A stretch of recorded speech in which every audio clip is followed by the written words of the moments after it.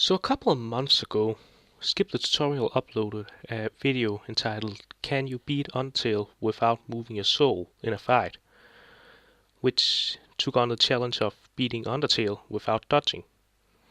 However, something he said in the video struck my interest. Pacifist doesn't give us any of the levels needed to outlive bosses. And while certain parts of the game could lead one to believe that, I think that it might actually be possible with a bit of patience, some item management, and a good dose of Temi armor. So I figured I'd try to give the challenge a shot myself.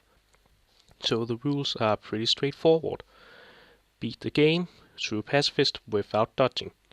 Now, he said without moving a soul, but as Sans proves, even moving around the menu marker, that is moving a soul, since that can be hit by attacks if the enemy actually attacks you during the player's phase.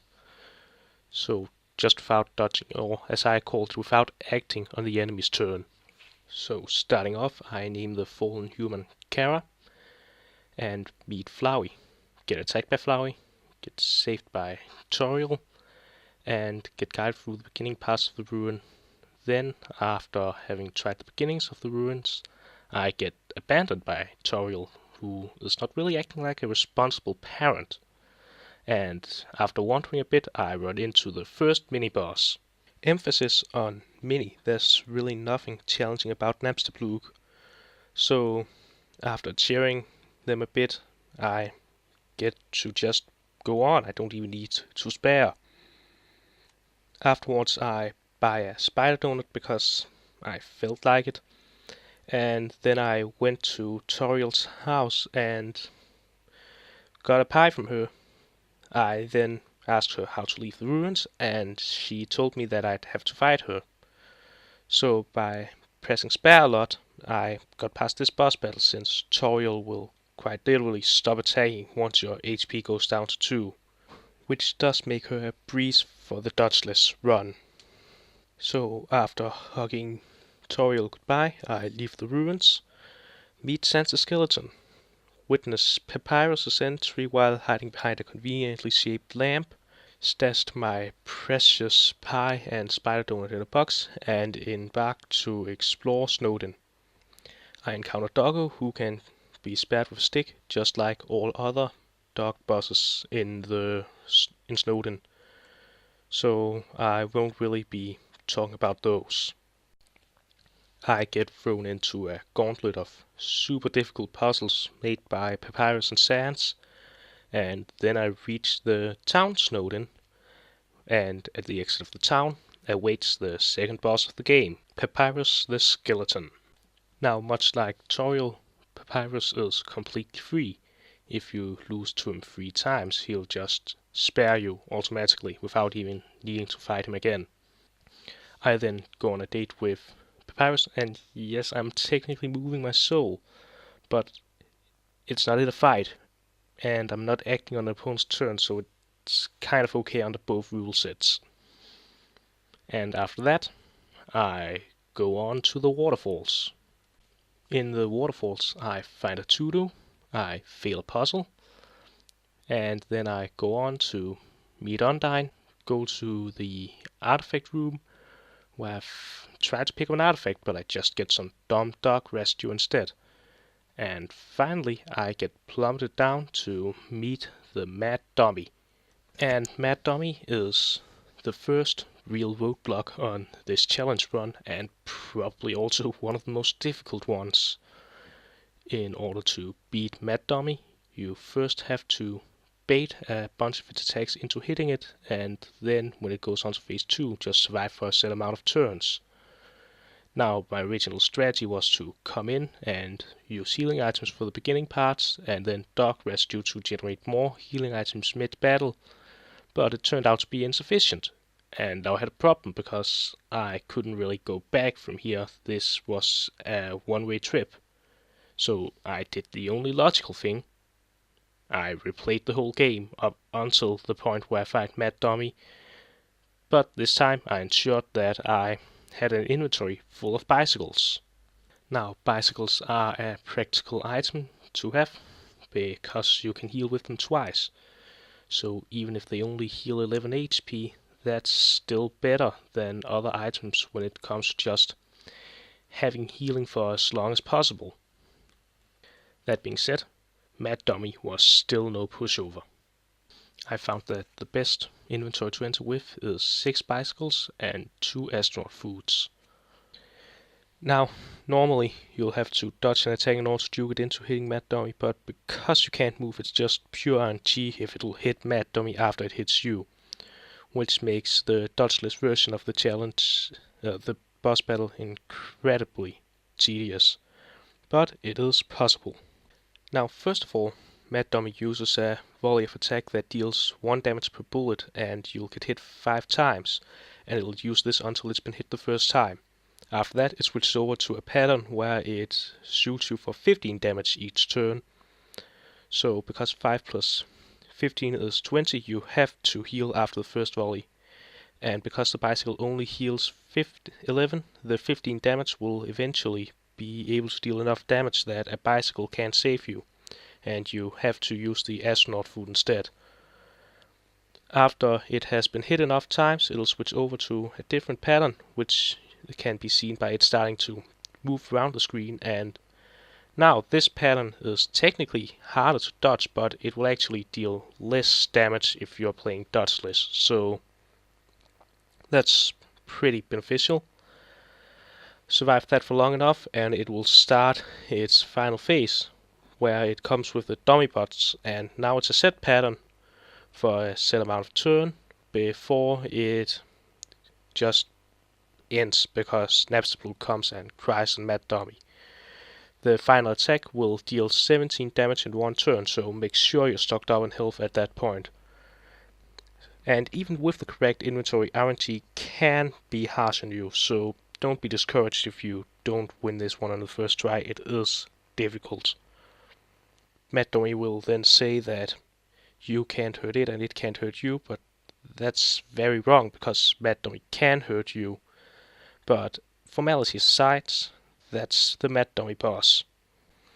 Next thing, I went to Tammy Town, grinded a lot of dog rescue, and gave it all to Tammy to convince them to pay their own college tuition, and then convince them to give me the Tammy armor. And the Tammy armor is pretty much the solution to all of this one's problems, except for those that it doesn't solve.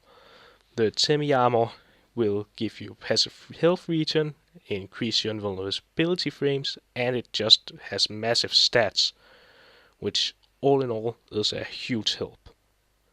After getting the Tammy armor, I confront Undyne, and I find out that maybe the Tammy armor is not too good, so I run away like a little bitch. I ended up having to use 1 healing item as I was running for my life, but otherwise it went pretty fine. Put some water on Undyne and went to the Hotlands. After saving in front of the lab, I then immediately headed back to head out with Undyne, set her house on fire, and became friends for life. Now, it can be debated about semantics in Medsum's quiz show, because there's no way to avoid the final question where you have to move your soul into an answer. But since you're not in any actual danger here, I won't count it as a dodge and say that's fine. Now, to be noted, it is technically possible to skip the quiz show by exploiting the punch card glitch or with the lab glitch, but I decided to keep this run glitch free. Next up are the Royal Guards, who are not really any trouble, followed up by Muffet.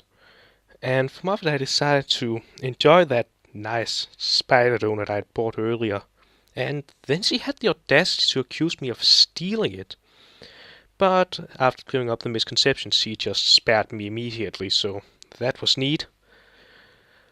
After Muffet comes another encounter with Mettaton that can fall into the purview of semantics, because you have to fight him. And the only way to end the fight is to shoot him a bunch with the yellow soul. Now this is technically at a point where you can move around, but it has not triggered Mettaton's turn yet, so it's not technically acting on his turn. There are no projectiles or any other kinds of obstacles, so it's not really a dodge either since there's no threat on screen. So I'll let this one slide too. Also, it can be skipped with the punch card exploit if I had allowed that. After tracking through the core, you get to fight Medomak. Now, Medomak can be a bit difficult, but by keeping a balanced strategy of using heal turn to drive in the audience and healing yourself using Medomak brand items, you can get the audience rating up eventually and get spared by Medomak, allowing you to move on to the end game. Now, Asgore and Omega Flower can technically both be skipped by having beaten the neutral route once and then done a reset, but I wanted to do this off a true reset, so that strategy is not available. So that means I had to go up against Asgore. And that was really difficult. Asgore doesn't care if you're wearing semi-armor. I mean, it does decrease the damage from his attacks, but he'll still deal a lot of damage and take a lot of hits to take down. So I tried a lot and died a lot. Then I tried switching to the burnt fry pan in order to be able to capitalize more on my healing items, and that seemed to work out. And eventually, after grinding the battle, I managed to get a final blow on him and defeat Asgore. Sadly, Omega Flower is obviously not possible dodgeless. Now, I did say without acting on the enemy's turn, which this isn't technically a turn-based battle, but I will strike this one down as a challenge failure. That being said, I'll just go on and see if the rest of the game is possible dodgeless. I mean, obviously Omega Flower isn't, but there's really no way around that. That would be allowed if you go off true reset. After reloading my save, I go and get a letter from Undyne. I then deliver it to Alphys, go on a date with her, hook her up with Undyne, and then I go visit the True Lab. In the True Lab, I have a lot of mandatory battles against the Amalgamates, but I can always head back to a save point in between each one of them. The only battle that really gave me trouble was Endogeny, because I had accidentally sold my stick at Timmytown, and Endogeny is actually mildly challenging, but I managed to get past it eventually. Then I get told the truth about the Amalgamates, and go to an elevator ride that crashes, and I suddenly find myself at the front of Asgore's house. I enter, confront Asgore, and Toriel saves me. Then the entire gang shows up, Flowey takes all of their souls, and turns back into Asriel Dremur, and the final battle begins. Now, phase 1 of the final battle, there's actually a certain amount of challenge, because dying will just rewind a few turns instead of killing you, which is fine because you actually get to keep your inventory, and if you've done anything to yourself, you'll get to keep all of that. But it does mean that you still have to survive every single turn in order to actually beat Asriel. And when Asriel pulls out the gun, that can kill you from 20 to 0 in one turn if you're not hoping. And that means that if you've taken any sort of damage, you'll need to heal it, because even if you are hoping and you're not at full health, that spells death. So you need to be at 20 health before you get hit by that one, and that's just unrealistic. And not just that, but even if you somehow manage to survive one, there's actually 2 turns later, and because it's 3 turns back, you have to then survive that one, and then a turn of the swords, and then another turn with the guns. And there's no checkpoint that would save you from that.